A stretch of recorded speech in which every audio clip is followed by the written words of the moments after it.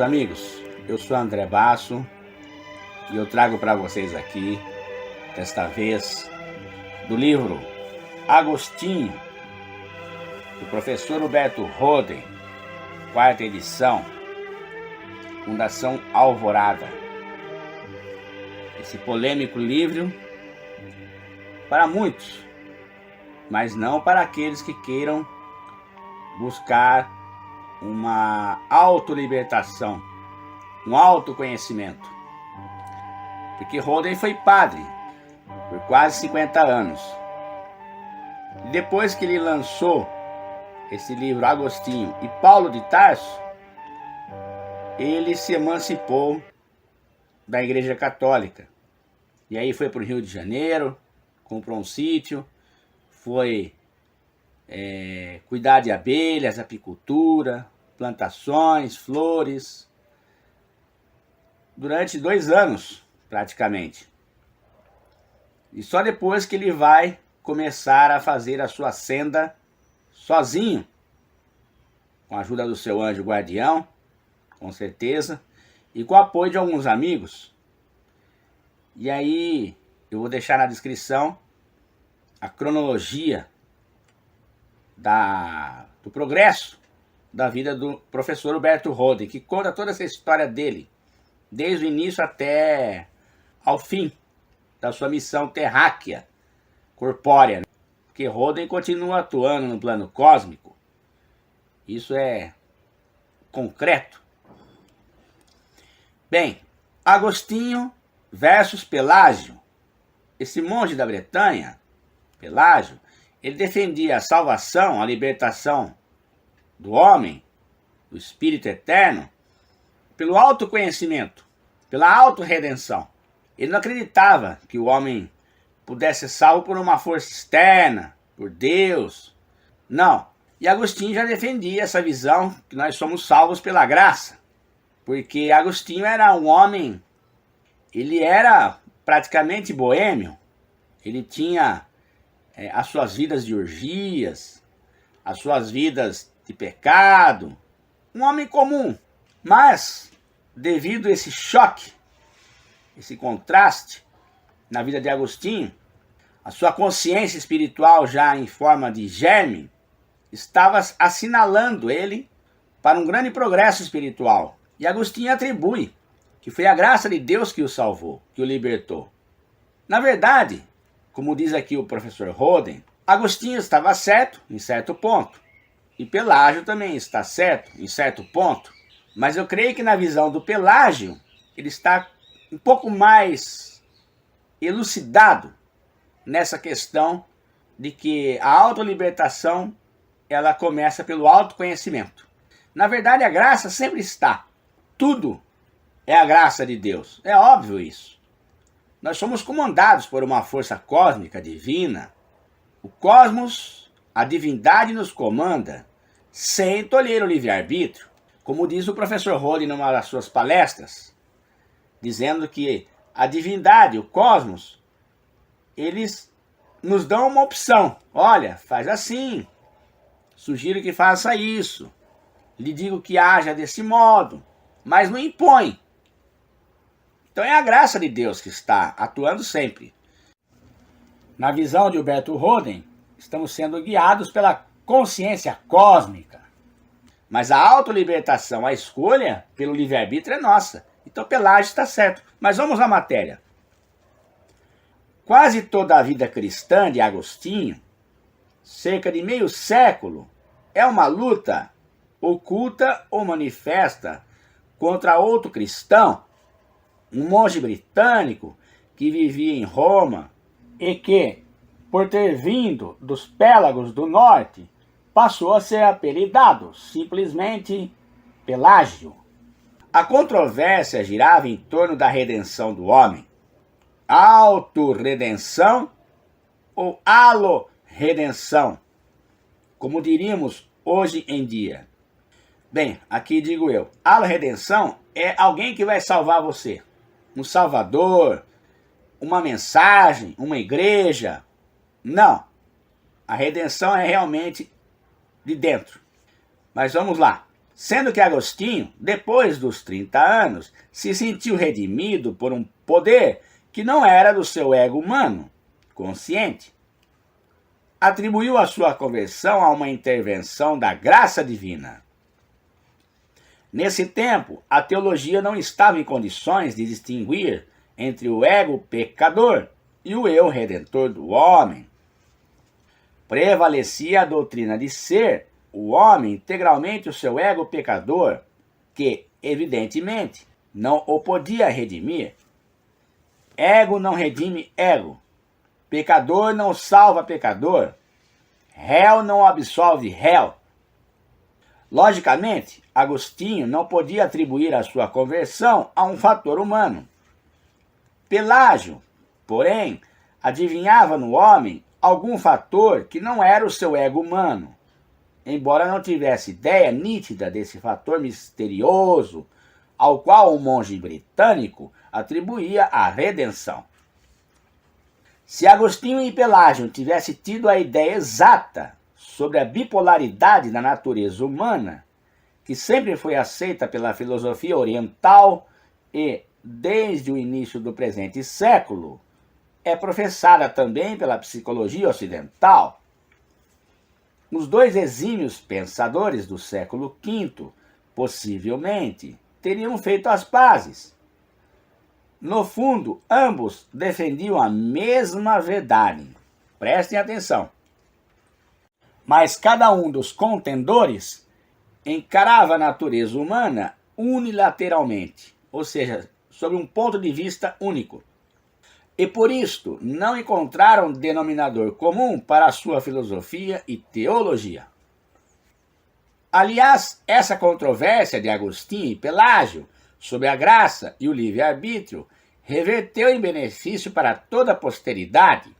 Cada um dos dois contendores elucidou, quanto possível, os argumentos da sua tese, fosse da alo-redenção agostiniana, fosse da auto-redenção pelagiana.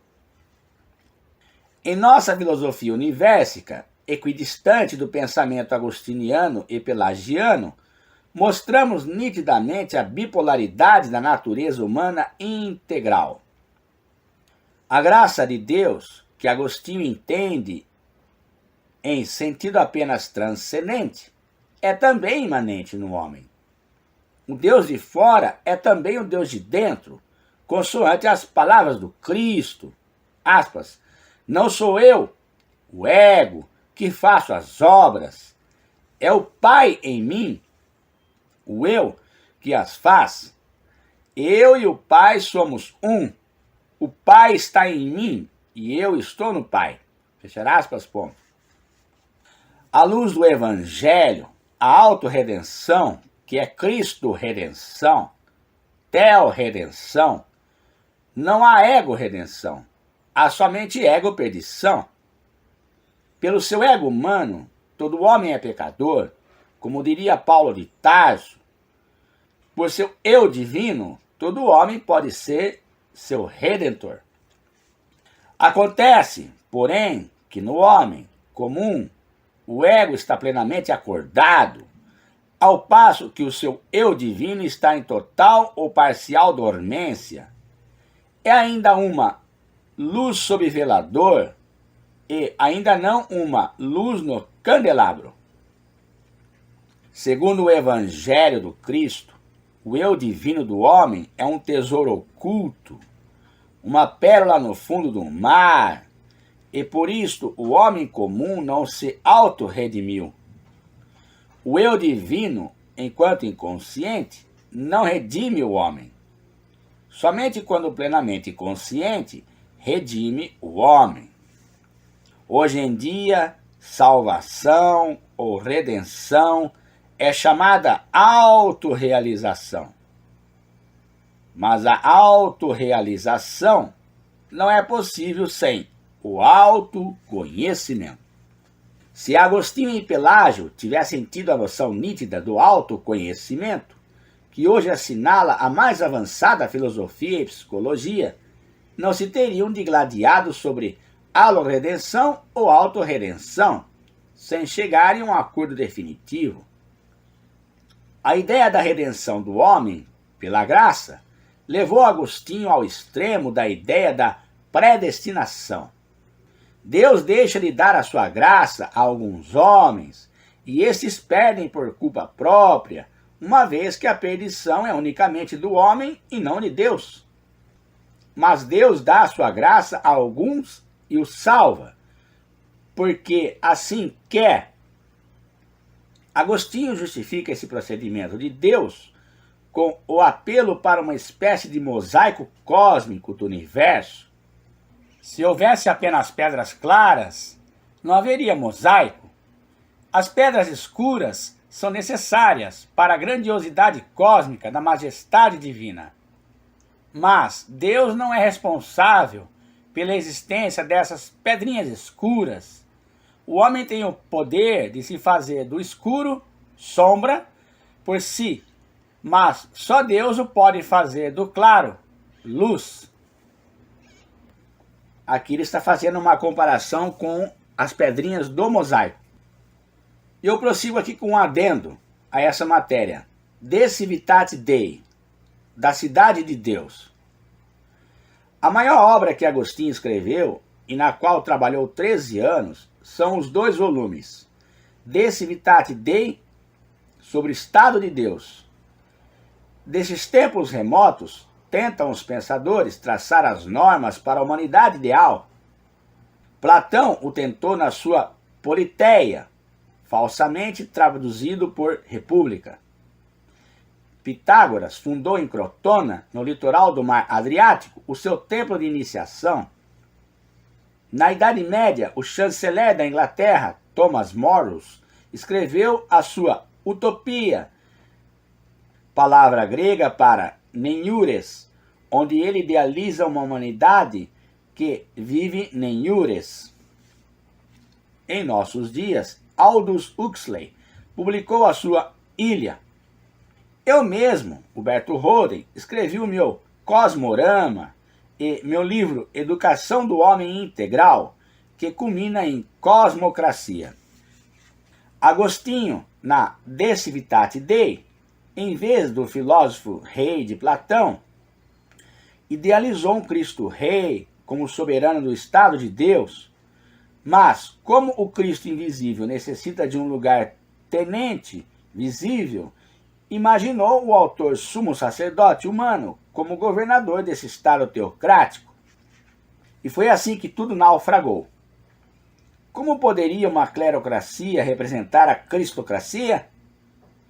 Esse Estado teocrático ou cristocrático não pode nascer de uma especulação teológica, nem de uma organização social, mas só da evolução individual de muitos homens profundamente cristificados, cuja atuação se reflita sobre a sociedade. Mas onde estão esses muitos homens cristificados? Existem, sim, e sempre existiram homens individuais crísticos, mas não em número suficiente para garantir uma cosmocracia crística. Bem, aqui digo eu, a cosmocracia, na visão de Roden, é algo muito superior à tão sonhada e deturpada democracia, que hoje em dia não tem nada a ver com isso tudo. Bem, prossigo eu. O meu reino não é deste mundo, disse o Cristo. Não é do caráter deste mundo, embora esteja neste mundo. Eu vim ao mundo e nasci para isto, para dar testemunho à verdade. E todo o homem que é filho da verdade ouve a minha voz. Estas palavras que o carpinteiro de Nazaré disse ao representante do Império Romano, na sexta-feira de manhã em Jerusalém, seriam um segredo para realizar um Estado cristocrático na Terra. Se houvesse muitos amigos da verdade, muitos que conscientizassem e vivenciassem a verdade libertadora. Enquanto a grande vertical da consciência mística do primeiro e maior de todos os mandamentos não transbordar no segundo mandamento de vivência ética, não será proclamado o reino de Deus sobre a face da terra. como profetizaram os livros sacros. Cada um de nós é solidariamente responsável por esse advento do reino de Deus entre os homens. Todas as obras literárias acima citadas, desde Platão até os nossos dias, são visões de uma potencialidade longínqua que ainda não se concretizou em atualidade. Hoje em dia, em plena era do aquário, mais do que nunca, uma elite da humanidade se convence de que a única coisa necessária é aquilo que Maria de Betânia estava fazendo quando ouviu estas palavras dos lábios do grande mestre. E até em nossos dias continua a ser esta a única coisa necessária. A parte boa que nunca nos será tirada. A autorrealização baseada em autoconhecimento. A cada um de nós só nos compete semear a verdade, sem esperar festa de colheita. A semeadura é nossa, a colheita é de Deus. Se houver bastante semeadores dessa semente, será o reino de Deus proclamado sobre a face da terra, e o estado de Deus entre os homens será uma realidade. Bem, belas páginas do livro do professor Huberto Roden, do seu livro Agostinho, quarta edição, Fundação Alvorada. Mas veja, Roden fez a sua senda, a sua ascensão espiritual de forma independente, na visão da autorredenção, e nunca deixou de contar com a graça de Deus. Isso é um fato. Agora, quanto ao autoconhecimento, sugiro eu aqui que estudemos bastante Jiddu Krishnamurti, esse filósofo indiano que também se emancipou, chamado esoterismo no seu tempo, a Estrela do Oriente, reuniu lá um grupo de pessoas, milhares de pessoas, e lhes disse: olha, eu não sou o vosso mestre, eu não sou o vosso guru, aqui não estou mais. Saiu do movimento e tudo se findou, e fez também a sua senda de autolibertação sozinho. Jiddu Krishnamurti, um grande gênio indiano com uma visão de autoconhecimento extraordinária. Deixe-me explicar uma coisa aqui que veio na minha cabeça. Um fator preponderante para a autolibertação é a razão, e principalmente atrelado ao ato de escutar. Hoje em dia, através das igrejas, das religiões, tudo é feito com muita emotividade. Se utilizam muitos recursos tecnológicos, de áudio, de músicas, de imagens. E aí tem toda aquela beleza do salão, da arquitetura, das vidraças, toda a ornamentação.